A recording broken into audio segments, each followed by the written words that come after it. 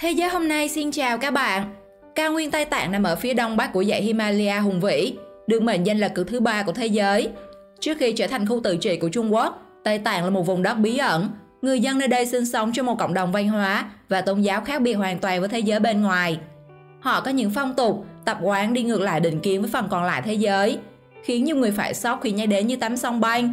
Cô gái quan hệ đủ 20 người đàn ông mới được phép tổ chức đám cưới. Nơi đây có điều kỳ lạ mà các bạn chưa biết. Không có một chiếc máy bay nào dám bay qua bầu trời Tây Tạng. Nếu bạn muốn biết thêm về những điều điên rồ ở Tây Tạng, hãy cùng Thế giới hôm nay khám phá Thế giới sốc này, 15 điều kỳ lạ chỉ có ở Tây Tạng nhé. 15. Sông Yalung Tsambo. Vì sống ở nơi có thời tiết và khí hậu khắc nghiệt như Tây Tạng, những đứa trẻ sau khi sinh ra theo thông lệ sẽ phải trải qua một thử thách cực kỳ kinh khủng. Khi vừa được 1 tuổi, chúng sẽ được ngâm toàn thân và chỉ chừa đầu dưới dòng sông Banh trong 1 phút. Những đứa trẻ sẽ phải chiến đấu giữa sự sống và cái chết. Nếu chúng vượt qua mà vẫn bình thường thì được xem là khỏe mạnh.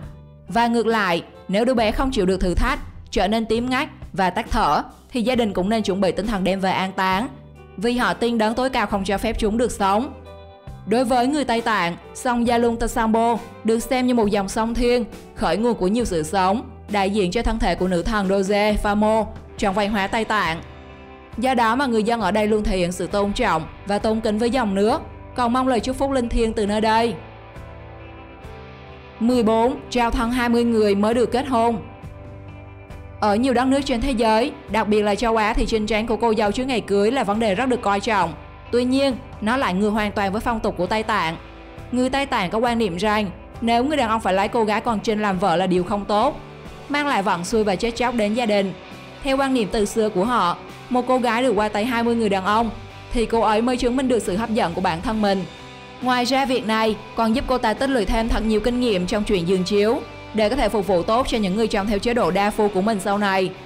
Nếu một người bị phát hiện chưa đạt đủ điều kiện mà đã kết hôn, cả hai vợ chồng sẽ bị đuổi khỏi làng. 13. Thiêng táng. Thiêng táng hay điệu táng là một phong tục mai táng lâu đời của người Tây Tạng. Họ không chôn hay thiêu người đã khuất, thay vào đó là nghi thức để những con kền kền đến rỉa xác. Người Tây Tạng cho rằng kền kền như thiên sứ, giúp linh hồn của người đã khuất được chuyển kiếp. Lễ thiêng táng này thường diễn ra tại một ngọn núi gần học viện Phật giáo nổi tiếng La Rungwumin. Theo quan niệm của Phật giáo Kim Cương Thừa ở Tây Tạng, linh hồn là phần quan trọng nhất của cuộc sống con người. Khi về cõi Niết Bàn, linh hồn tồn tại vĩnh viễn, thân xác chỉ như chiếc thuyền rỗng mục rửa. Vì vậy, việc để kền kền rỉa xác như một hành động bày tỏ sự thành kính của gia đình đối với người đã khuất. 12. Bộ tộc Moso. Bộ tộc Moso được xem như phiên bản của Tây Lương nữ quốc ở ngoài đời thật. Khi người phụ nữ nơi đây có địa vị cao, được xem là bà chúa gia đình, nắm toàn quyền quyết định trong mọi chuyện trong nhà. Chưa hết, họ còn có một đặc điểm văn hóa mà chẳng nơi nào có. Đó là sống một cuộc sống không hôn nhân. Phụ nữ của bộ tộc Moso có quyền ngủ với bất cứ người đàn ông nào họ muốn. Đây được xem là tẩu hôn hay cưới dạo trong tiếng Tây Tạng. Họ có thể mời bất cứ chàng trai nào mình thích tới nhà, chối bỏ những người không lọt vào mắt xanh. Tuy nhiên, chàng trai chỉ được phép tới vào ban đêm và rời đi trước bình minh. Khi đến, họ sẽ đem theo một cái nón, cây gậy xua đuổi sâu bọ và bánh bao để mua chuộc những con chó. Chiếc nón cầm theo sẽ được cô gái treo lên để kẻ đến sau biết đường lui. Do đó, nếu thấy người thân hay bạn bè mình đi du lịch Tây Tạng mà đem nhiều nón thì hiểu rồi nhé. 11. Chào nhau kiểu Tây Tạng. Cúi gập người ở Nhật Bản, chắp tay trước ngực ở Thái Lan hay hôn má ở nhiều quốc gia châu Âu là những cách chào hỏi đã tạo nên nét đặc trưng trong văn hóa và truyền thống của riêng họ. Tuy nhiên, bạn sẽ không khỏi bất ngờ vì cách chào nhau vô cùng đặc biệt của người dân Tây Tạng, đó là thè lưỡi. Theo truyền thuyết, tục lệ này đã có từ nhiều thế kỷ trước. Khi ấy, một bạo chúa độc ác với chiếc lưỡi màu đen đã qua đời. Người dân tin rằng hắn sẽ đầu thai chuyển kiếp thành một kẻ khác. Do đó, việc thè lưỡi sẽ chứng minh họ không phải đầu thai của vị vua kia. Một truyền thuyết khác lại kể rằng le lưỡi chào nhau ở Tây Tạng là cách tốt nhất để mọi người biết rằng không ai đọc thần chú hay làm ma thuật hắc ám với người đối diện cả. Vì thế, nếu có dịp tới chơi Tây Tạng, bạn đừng nghĩ họ đang trêu ghẹo khi thè lưỡi ra với mình nhé. 10. Không được từ chối lời cầu hôn. Việc lựa chọn trong hôn nhân sẽ giúp cả hai vợ chồng có một cuộc sống viên mãn. Tuy nhiên ở Tây Tạng thì không như vậy. Người phụ nữ phải chịu số đa phu, lấy chính các anh em trong một gia đình. Điều này được cho rằng để tránh việc tranh giành đất đai. Đặc biệt, khi một người đàn ông đến nhà hỏi cưới, người phụ nữ bắt buộc phải chấp nhận lời cầu hôn, dù có tình cảm hay không. Việc từ chối cuộc hôn nhân sẽ được xem là một điều tối kỵ ở vùng đất này và sẽ bị lên án và chỉ trích không thương tiếc từ những người xung quanh. Do đó, rất nhiều anh chàng để tìm cách lách luật để có thể đến được với người mình yêu, không khéo lại nuôi vợ người ta. Chiến Rao Sang Linh. Tại miền cực Tây Tạng, họ dường như có những tư tưởng rất phần còn lại của thế giới về hôn nhân và chuyện trang gối. Sau khi kết hôn, ngoài chồng, họ cũng có thể thân mật với người đàn ông khác. Tại khu vực của người dân tộc Bạch, mỗi năm họ sẽ tổ chức một lễ hội mang tên Rao Sang Linh. Nó được xem như Valentine của những người đã có gia đình. Trong dịp này, những người đàn ông và phụ nữ của tộc có thể nối lại tình xưa với người cũ, dành cho nhau những phút giây tình tứ, giải bày nỗi nhớ nhung trong thời gian xa cách mà không bị sự cấm cản của ai. Ở nước khác mà người có gia đình còn hú hí với tình cũ thì ối rồi ôi luôn các bạn à. 8. Đinh chân. Nếu Việt Nam có chàng trang bò sôi tiết được nhiều sao hạng A quốc tế để ý, thì tại Tây Tạng, Đinh chân cũng là một chàng trang bò may mắn, vô tình gây sốt khi xuất hiện trong một đoạn video ngắn trên mạng. Với ngoại hình vô cùng cuốn hút, làn da ngăm đen, đôi mắt biết nói, hàng mi dài và nụ cười hồn nhiên, anh chàng chát tay Đinh chân đã vụt lên như một gương mặt sáng, được săn đón như một ngôi sao trên mạng xã hội. Nhiều nhà đài đã gửi thư mời tham gia các chương trình nổi tiếng như Sáng Tạo Doanh, Minh Nhật Tri Tử. Thậm chí còn từng được mời đến một sự kiện của tạp chí GQ, nơi các sao hạng A tham dự. Không chỉ vậy, anh còn được các tạp chí nổi tiếng mời về làm mẫu ảnh.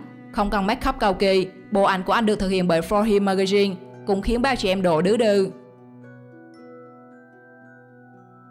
7. Kailash.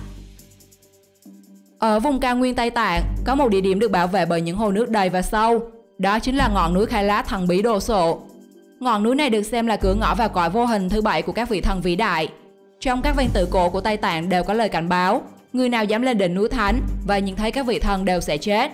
Thế nhưng vô số nhà khoa học, nhà thám hiểm đã phớt lờ và đến đây để tìm hiểu, khám phá những bí ẩn nguyên thủy của ngọn núi bí ẩn. Một nhóm người sau khi cố gắng đi sâu nhất có thể đã qua đời một cách kỳ lạ. Người ta phát hiện những người này đã bị lão hóa một cách nghiêm trọng chỉ trong một năm. Và không một lời giải thích nào có thể hợp lý trong trường hợp này. Những lời cảnh báo cổ xưa đều có nguyên nhân, nên đừng dại mà phớt lờ nó nhé. 6. Máy bay không dám bay qua. Trên bầu trời Tây Tạng, chẳng bao giờ bạn có thể nhìn thấy một chiếc máy bay nào bay ngang, bởi lẽ cứ máy bay nào bay đến vùng Tây Tạng đều rẽ sang lối khác. Có rất nhiều nguyên nhân dẫn đến điều này. Đầu tiên phải kể đến những ngọn núi ở dãy Himalaya hùng vĩ. Các dãy núi này có độ cao trung bình đến 6.000 mét, trong khi nhiều máy bay đường dài lại không thể đạt được độ cao đó.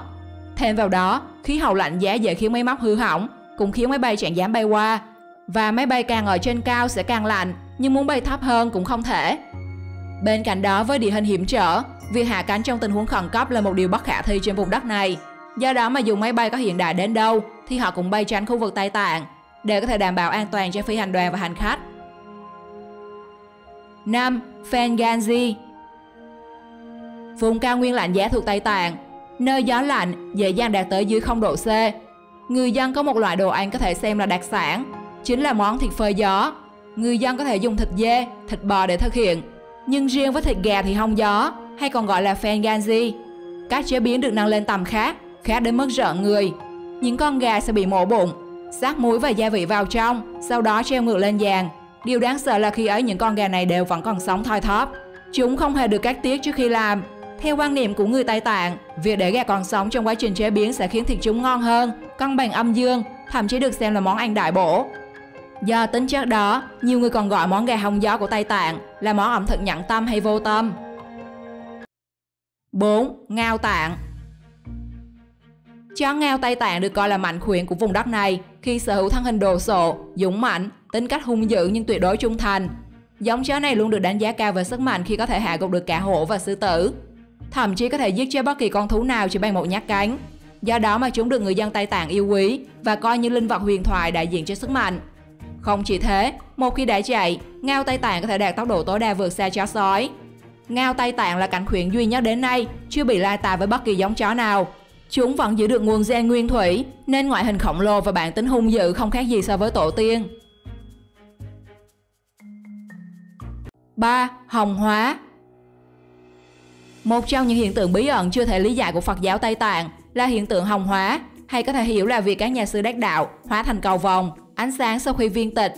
Theo đó, một số nhà sư tu hành đắc đạo có sự giác ngộ cao, suốt đời thực hiện cứu độ nên tích lũy được vô lượng công đức mới có thể hồng hóa. Trong một số trường hợp, khi không hồng hóa được toàn bộ, cơ thể sẽ thu nhỏ lại xuống còn 30 cm, nhưng có kích thước tỷ lệ tương đồng y hệt, phần còn lại hóa thành ánh sáng. Một trường hợp nổi tiếng cho vấn đề này là nhà sư Khenpo Acho ở Kham, Tây Tạng. Sau khi viên tịch, da của nhà sư bắt đầu trắng sáng hơn, di thể bắt đầu co lại, cuối cùng chuyển hóa thành ánh sáng cầu vồng và tan biến vào không trung. Sự việc bí ẩn này thu hút sự quan tâm của giới khoa học. Tuy nhiên, cho đến nay, sự việc này vẫn chưa được khoa học giải mã. 2. Phát hiện đáng sợ. Khi nghiên cứu phân tích lớp băng ở các sông tại Tây Tạng, các chuyên gia đã tìm thấy mã di truyền của 33 loại virus có niên đại đến 15.000 tuổi. Có ít nhất 28 con trong số chúng chưa từng được giới khoa học biết đến. Qua phân tích hàm lượng băng đá, nhóm nhà khoa học phát hiện một nửa trong số các virus cổ đại đã sống sót và phát triển do chính lớp băng lạnh giá. Việc giải mã những loài virus này rất được đề cao, vì nó có thể cho ta biết về cách thức để có thể tồn tại trong môi trường khắc nghiệt như băng đá, và sẽ là thành tựu nếu có thể áp dụng cho con người để sống sót trên sao Hỏa hay mặt trăng. 1. Trà. Là một nơi có khí hậu khắc nghiệt, trà là một trong số những loài cây không thể tồn tại ở mảnh đất này. Tuy nhiên, nó lại là một phần không thể thiếu của người dân Tây Tạng. Trà bơ là một thức uống tinh túy của người bản xứ, được biết đến như một phần cốt lõi của nền văn hóa nơi đây. Với họ, trà không chỉ là một loại thức uống từ thiên nhiên, mà còn là quốc hồn quốc túy của cao nguyên Tây Tạng. Thành phần chính của món uống này bao gồm trà đen, bơ, muối và sữa bò. Bơ trong trà được làm từ chính sữa bò dắt, đem lại một mùi thơm đặc trưng riêng cho món uống. Mỗi ngày, người Tây Tạng uống tới 60 tách trà nhỏ để bổ sung dưỡng chất. Nó thường được dùng chung với một loại thức ăn từ bột mạch nha, gọi là tsamba. Họ nói rằng combo này cung cấp đầy đủ chất dinh dưỡng để người Tây Tạng có thể sống quanh năm. Bạn thấy điều gì ở Tây Tạng gây sốc với bạn nhé? Chia sẻ xuống phần bình luận bên dưới nhé. Đừng quên like và subscribe kênh để khám phá về nhiều điều kỳ lạ ở các vùng đất khác. Chào tạm biệt và hẹn gặp lại!